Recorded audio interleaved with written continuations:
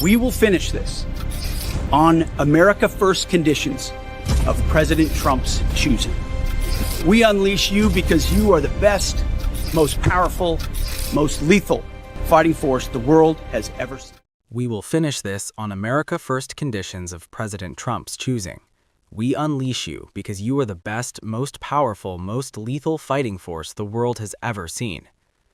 In a high-risk special operation deep inside hostile territory, U.S. Navy SEALs were sent to cut Iran's secret undersea data line, the hidden fiber-optic cable that allowed the IRGC to coordinate mine attacks and control naval forces across the strait.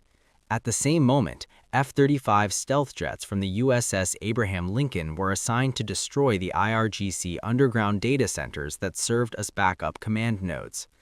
Together, these two strikes were meant to blind the IRGC command network and help restore safe passage through the vital waterway. The planning took place in a secure briefing room at a forward naval base. Colonel Marcus Reynolds stood in front of a detailed digital map showing the exact route of the undersea cable and the locations of the hidden data centers. He explained the dual mission in clear, measured words.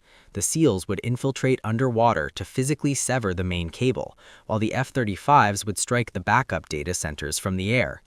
Both actions had to happen within a narrow window to prevent the IRGC from switching to emergency systems. Every operator and pilot listened carefully. They understood the risks and the importance of perfect timing. After the briefing, the Navy SEALs moved into detailed preparation.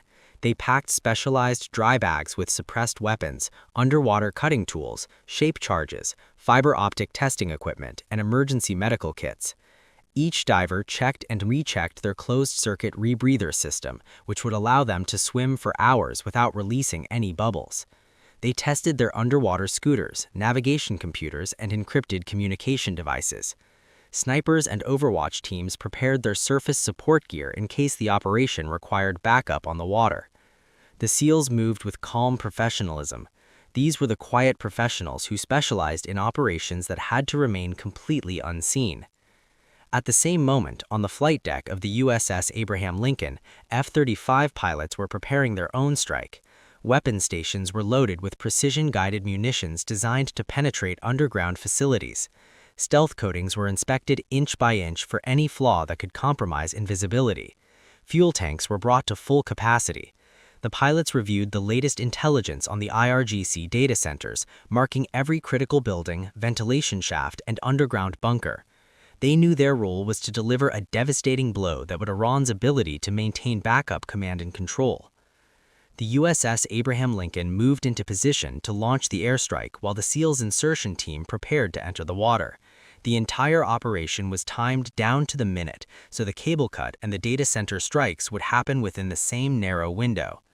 The SEALs boarded two MH-60S Nighthawk helicopters on the flight deck. The helicopters lifted off and flew low over the water toward a prearranged rendezvous point near the strait. There, the SEALs transferred to rigid-hull inflatable boats and then slipped quietly into the dark water. They formed into small swim teams and began their long underwater approach toward the cable's known location. The swim was slow and completely silent. The SEALs used their rebreathers and underwater scooters to move through the depths without making a sound. They navigated using wrist-mounted computers and stayed in tight formation.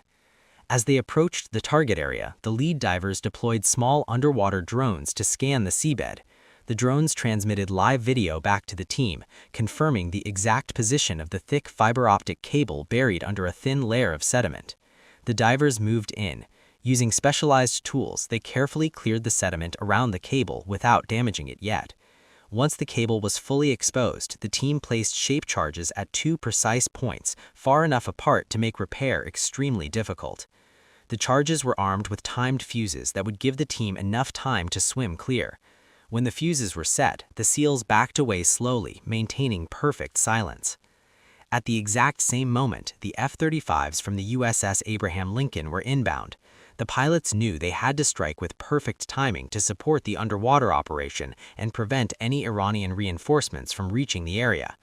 The F-35s descended toward the Iranian coastline and released their precision-guided munitions. The bombs penetrated deep into the ground before detonating, collapsing the underground data centers in a series of powerful underground explosions. The IRGC backup command nodes were destroyed in seconds. Back underwater, the shape charges on the fiber-optic cable detonated with muffled force. The cable was cleanly severed at both points. The Iran's secret undersea data line was cut. Real-time communication between their coastal command posts and naval forces was instantly broken. The effect was immediate. Iranian forces lost coordination across the strait. The SEALs did not wait to celebrate. They regrouped underwater and began their long swim back to the extraction point. Above them, the support boats and helicopters stayed ready. When the team surfaced at the designated location, they were quickly pulled aboard the rigid-hull inflatable boats. The boats raced away from the area while the helicopters provided overhead cover.